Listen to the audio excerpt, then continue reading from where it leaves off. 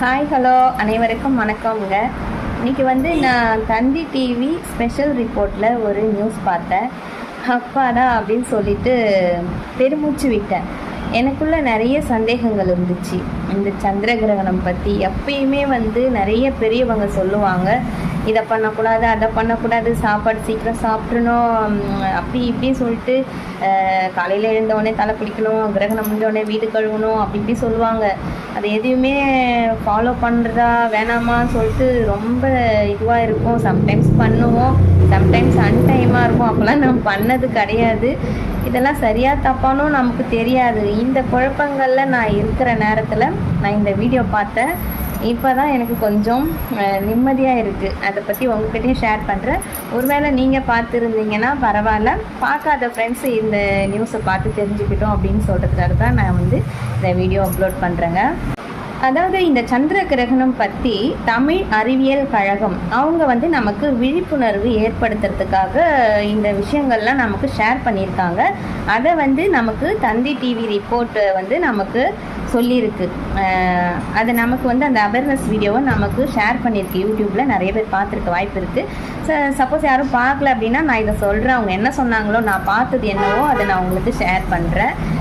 என்ன அப்படி சொன்னாங்கன்னு சொன்னால், தமிழ் அறிவியல் கழகம், இந்த தமிழ்நாடு அறிவியல் கழகம் அதில் இருக்கவங்க திருநாவுக்கரசு அவங்க நமக்கு இந்த விழிப்புணர்வு வீடியோவை தந்தி டிவி மூலமாக நமக்கு ஷேர் பண்ணியிருக்காங்க.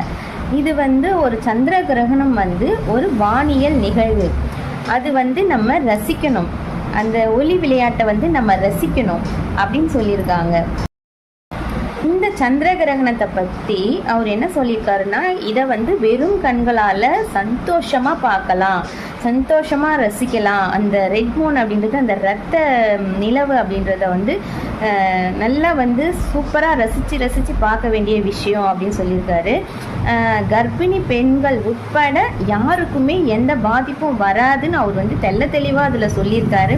இதெல்லாம் பார்க்கும்போது ஐயா அப்படியா, ஜாலி தான், நம்ம அதை பண்ணணும் இதை பண்ணணும், சீக்கிரமாக சாப்பிட்றணும் அப்படிலாம் நினச்சிட்டு இருந்தோமே, பரவாயில்ல, இது பண்ணனாலும் ஒன்றும் பிரச்சனைகள் இல்லைன்னு நினைக்கிறேன் அப்படின்னு நினச்சிட்டு இருக்கிறேன். சந்தோஷமாயிடுச்சு. அவரும் அதை தான் சொல்கிறாரு. ஏன் இந்த நிகழ்ச்சிக்காக கோயில்கள்லாம் நட சாத்துறாங்கன்னு தெரியல. வீடை கழுவுறது ஆகட்டும், இந்த மாதிரி வேலைகள் பண்ணுறதாகட்டும் ஏன் பண்ணுறாங்கன்னு தெரியலன்னு கூட அவர் சொல்லியிருந்தார். பட் அவர் கன்ஃபார்மாக சொல்லிட்டாரு, வெறும் கண்களால் ரொம்ப ரசித்து பார்க்க வேண்டியது, இது ஒரு வானியல் நிகழ்வு மட்டுமே, இது இதனால் யாருக்கும் எந்த பாதிப்பும் கிடையாதுன்னு அவர் கன்ஃபார்மாக சொல்லிட்டாருங்க. நமக்கு விழிப்புணர்வு ஏற்படுத்துறதுக்காகவே அவங்க இந்த விஷயங்கள் தெளிவுபடுத்தியிருக்காங்க. ஓரளவுக்கு நம்ம இதையும் யோசித்து பார்க்கணும். மூட நம்பிக்கையா இல்லை கடவுள் நம்பிக்கையா அப்படின்ற மாதிரி இதில் போகுது. கடவுள் நம்பிக்கைக்கும் இதுக்கும் தொடர்பு இல்லை. வேதங்கள் அந்த சாஸ்திரங்கள்லாம் இருக்குல்ல, அதை இதனுடைய மிங்கல் பண்ணி பார்க்குறவங்களும் இருப்பாங்க. ஸோ அதனால் அவர் இது ஒரு விழிப்புணர்வாக சொல்கிறார். இது சயின்டிஃபிக்காக ப்ரூஃப் பண்ணியிருக்காங்க, அதனால் ஒன்றும் இல்லை, சயின்டிஃபிக்காக அவர் சொல்லிடுறாரு. இது ஒரு வானியல் நிகழ்வு தான், பயப்பட தேவையில்லை அப்படி சொல்லியிருக்காரு. அதுவும் எனக்கு கொஞ்சம் சாட்டிஸ்ஃபைடாக இருந்துச்சு. மேலும் அதில் டாபிக் பார்த்தீங்க அப்படி சொன்னிங்கன்னா, அந்த ஹெட்லைனில் நான் பார்த்தது அறிவியல் நம்மளை வளர்த்து தான் விட்டு இருக்குது, மூட நம்பிக்கை இல்லை அப்படின்னு சொல்லி அந்த டாப்பிக்கில் பார்த்தேன். நல்லா இருந்துச்சு. இந்த இரத்த நிலவு பற்றிய பயம் மக்களிடையே முக்காலங்கள்லாம் இருந்துகிட்டு இருக்குது. முக்காலங்கள் சொல்கிறத விட ரீசெண்டாகவே ஒரு 10 இயர்ஸுக்கு 5 இயர்ஸ்க்கு முன்னாடிலாம் அந்த பயம் இருந்துட்டு தான் வந்திருக்கு அப்படின்னு சொல்லியிருக்காங்க. அவர் இறுதியாக சொன்னது ஒரே விஷயம், எனக்கு என்ன சொல்லியிருக்காரு, யாருக்கும் எந்த பாதிப்பும் இல்லை, கர்ப்பிணி பெண்கள் உட்பட யாருக்கும் எந்த பாதிப்பும் இல்லைன்னு சொல்லிட்டாருங்க. தமிழ்நாடு அறிவியல் கழகம் நமக்கு அவேர்னஸ் பண்ணியிருக்கு. பயன்படுத்துகிறவங்க பயன்படுத்திக்கலாம், இதில் நம்பிக்கை இல்லாதவங்க அவங்க செய்கிற வழிபாடுகளை செஞ்சுக்கலாம், அதுவும் ரைட்டு தான். அவங்க யாருக்கும் தடை பண்ணலை. இதை பற்றி இஸ்ரோ விஞ்ஞானி, ஓய்வு பெற்ற விஞ்ஞானிக்கிட்ட அவங்க கேட்டாங்க. கண்ணன் அவர்கள் பேர். அவர்கிட்ட கேட்டதுக்கு அவர் என்ன சொல்கிறாரு, அவருமே இதை அக்செப்ட் பண்ணுறாரு. இது ஒரு வானியல் நிகழ்வு அப்படின்னு தான் சொன்னார். ஆனாலுமே அவர்கிட்ட இந்த தந்தி டிவி ரிப்போர்ட்டர் ஒரு கொஸ்டின் வைக்கிறாங்க. இந்த மாதிரி ஒரு வானியல் நிகழ்வு இஸ்ரோவில் இருக்கிற சயின்டிஸ்ட்லாம் எப்படி பார்க்குறாங்க அப்படின்னு சொல்லிட்டு கேட்டிருந்தாரு. அவர் சொன்னது என்னன்னா, இஸ்ரோவில் எல்லாரோட நம்பிக்கையும் பற்றி நமக்கு தெரியாது. நிறைய பேர்கள் எப்படி சொல்கிறது, வேதங்கள் சார்ந்து அந்த சாஸ்திரம் சம்பிரதாயங்கள்லாம் சார்ந்து இருக்கிறவங்களும் இருக்காங்க இஸ்ரோவில். அவங்களுடைய அந்த வழியில் போகிறவங்களும் இருக்காங்க, இந்த மாதிரி சயின்டிஃபிக்கான வழியில் போகிறவங்களும் இருக்காங்க அப்படின்னு சொன்னார். ஆமாம், அப்படின்னா ரிப்போர்ட்டரும் என்ன சொன்னார், ஆமாம் நீங்கள் வந்து இஸ்ரோவில் வந்து சேட்டிலைட் லான்ச் பண்ணுறதாகட்டும், எந்த ஒரு சேட்டிலைட் லான்ச் பண்ணுறதா இருந்தாலும் திருப்பதியில் போயிட்டு அதனுடைய மாதிரியை வச்சு அவங்க வழிபாடு பண்ணிட்டு தான் வந்து அதை லான்ச் பண்ணுறாங்க அப்படின்னோடனே, ஆமாம் அது உண்மைதான் அப்படின்னு சொல்லிட்டு அவர் அக்செப்ட் பண்ணார். நாங்கள் எந்த ஒரு விஷயம் பண்ணாலும் லான்ச் பண்ணாலும் நாங்கள் ஒரு கற்பூரம் பண்ணி அது தீபம் ஏற்றிட்டு பண்ணுறதையும் நம்ம வந்து கண்கூட பார்க்குறோம் அப்படின்னு சொல்லியிருந்தார்.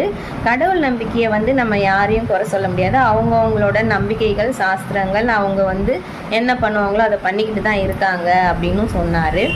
அப்புறம் வந்து கர்ப்பிணி பெண்கள் வெளியே போகலாமா அப்படின்னு அவர் கேட்கறதுக்கு அவர் என்ன சொன்னார், கர்ப்பிணி பெண்கள் வெளியே போக வேண்டாம் அப்படின்னு நம்ம உறுதியாக சொல்கிறதுக்கு விழிப்புணர்வு இருக்குது, போகக்கூடாது, பார்க்கலாம், கர்ப்பிணி பெண்கள் வந்து வெளியில் பார்க்கலாம் அப்படின்னு சொல்லுறது இருந்தாலுமே, சயின்டிஃபிக்காக இருந்தாலுமே இது வந்து ப்ரூஃப் பண்ணலை. நமக்கு எதனா ஒரு ஆதாரம் கையில் வச்சுக்கிட்டு தான் நம்ம வந்து இந்த ஆதாரம் இருக்குது நீங்கள் போகலாம் அப்படின்னு வச்சுக்கிட்டு தான் நம்ம அவங்களுக்கு வந்து நம்ம சொல்ல முடியும். ஆனால் அந்த மாதிரி ஒரு ப்ரூஃப் நம்ம கையில் இல்லை. ஆனால் வந்து போகலாம், நல்லது தான் அப்படின்னு சொல்லிட்டு சயின்டிஃபிக்காக சொல்கிறாங்க. அது நம்ம ஒன்றும் செய்ய முடியாது அப்படின்னு சொல்கிறாரு.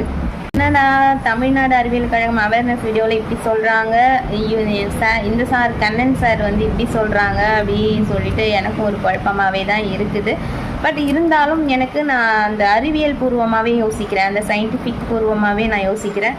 இது வந்து ஒரு வானியல் நிகழ்வாக தான் இருக்குது, நம்ம ஏன் இதை வந்து போட்டு குழப்பிக்கணும் அப்படின்ட்டு நான் வந்து தெளிவாயிட்டேன். பட் கர்ப்பிணி பெண்களாக இருந்தால் வெளியே வராமல் இருக்கிறது ஓரளவுக்கு நல்லது தான் நம்மளே நினச்சிப்போம், அவ்வளோதான். மற்றபடி சாப்பிட்ட பாத்திரத்தெல்லாம் சீக்கிரம் முடியும், மீதி சாப்பாடு வைக்கக்கூடாது, அப்படி இப்படின்லாம் இருக்கிறதெல்லாம் பயம் போயிடுச்சின்னு நான் சொல்லுவேன். எனக்கு வந்து கொஞ்சம் அவேர்னஸ் கிடச்சிதுன்னு தான் சொல்லுவேன். சயின்டிஃபிக் பூர்வமாக நமக்கு வந்து அந்த சார் சொல்லியிருக்கும்போது நம்ம இதை ஏற்றுக்கலாம் அப்படின்னு தான் எனக்கு தோணுது. இது வரைக்குமே எனக்குமே குழப்பமாக இருந்தது, இன்றைக்கி கொஞ்சம் தெளிவாச்சு ஃப்ரெண்ட்ஸ். ஆனால் வந்து அவங்களோட நம்பிக்கை தான், அவங்கவுங்க சாஸ்திரம் சம்பிரதாயம் படி அவங்க சந்திர கிரகண டைமில் என்ன பண்ணுவாங்களோ என்ன செய்வாங்களோ அதை அவங்கவுங்க ஃபாலோ பண்ணாங்கன்னா, ஃபாலோ பண்ணுறவங்களுக்கு பிரச்சனை இல்லை, ஃபாலோ பண்ணாதவங்களுக்கு கவலை இருக்கும்ல, அந்த கவலையை தான் நம்ம வந்து இது கவலைப்பட வேண்டிய விஷயம் இல்லை அப்படின்னு சொல்லிட்டு தெளிவுபடுத்துகிறாங்க. அதை நானும் வந்து தெளிவாயிட்டேன் அப்படின்ற விஷயத்தை தான் நான் உங்களுக்கு ஷேர் பண்ணியிருக்கேன். இது வந்து 25 வருஷத்துக்கு அப்புறம் வர சந்திர கிரகணம் அப்படி சொல்லியிருக்காங்க.